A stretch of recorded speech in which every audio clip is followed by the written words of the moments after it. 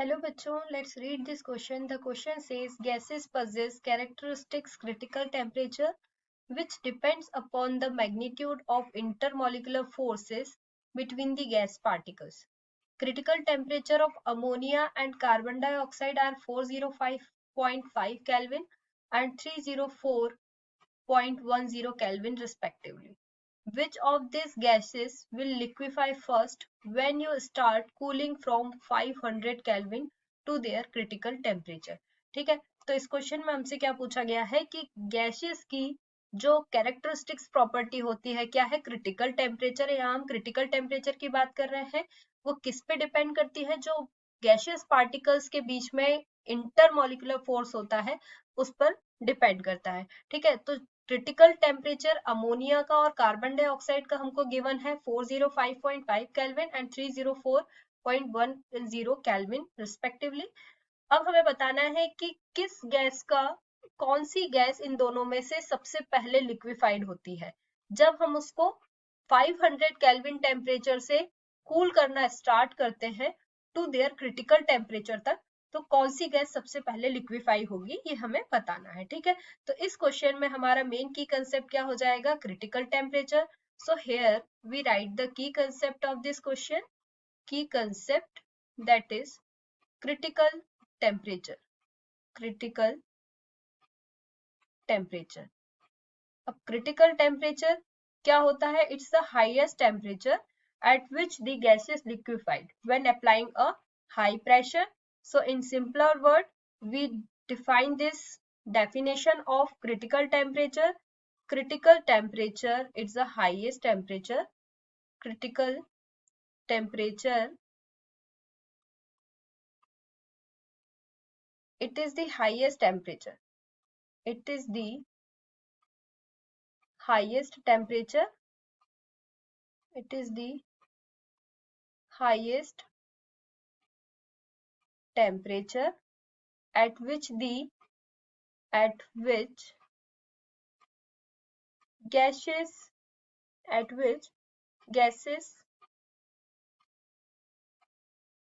liquefied when applying high pressure. Gases liquefied when applying high pressure. Okay, applying high pressure. ठीक है, क्या होता है? क्रिटिकल टेम्परेचर वो हाईएस्ट टेम्परेचर होता है जिसपे गैसेस लिक्विफाइड हो जाती है जब हम उस पे हाईएस्ट प्रेशर अप्लाई करेंगे। ठीक है, तो इस केस में हमने क्या देखा कि हमको अमोनिया और कार्बन डाइऑक्साइड का क्रिटिकल टेम्परेचर वैल्यू गिवन है, तो हम यहाँ लिख लेते हैं जो गिवन है हमें। अमोनिया का क्रिटिकल टेम्परेचर कितना दिया हुआ है? NH3, the value of is 405.5 kelvin and carbon dioxide 304.10 kelvin. अब हमें क्वेश्चन में क्या गिवन है कि गैसेस को अगर हम 500 केल्विन टेम्परेचर से कूल करना स्टार्ट करते हैं तो यहाँ हमारा हाईएस्ट टेम्परेचर क्या हो जाएगा? 500 केल्विन। अब हम इन दोनों में से देखेंगे कि 500 के नियर अबाउट कौन सी वैल्यू आएगी? 405 आएगी या 304 आएगी? तो पहले अगर हम डाउनवर्ड साइड में जाएंगे तो यहाँ से 490, 480, 470, अब इसके नियर अबाउट कौन सी वैल्यू पहले आएगी? अमोनिया की आएगी, 405.5 आ जाएगी। ठीक है, तो क्रिटिकल जो टेम्परेचर होता है, अगर यहाँ पे हम देखें तो क्रिटिकल टेम्परेचर हमको कितना दिया हुआ है? अमोनिया का 405 दिया हुआ है।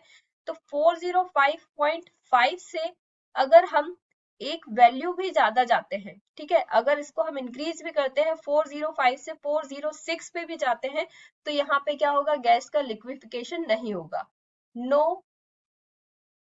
No liquification of gases, no liquefaction.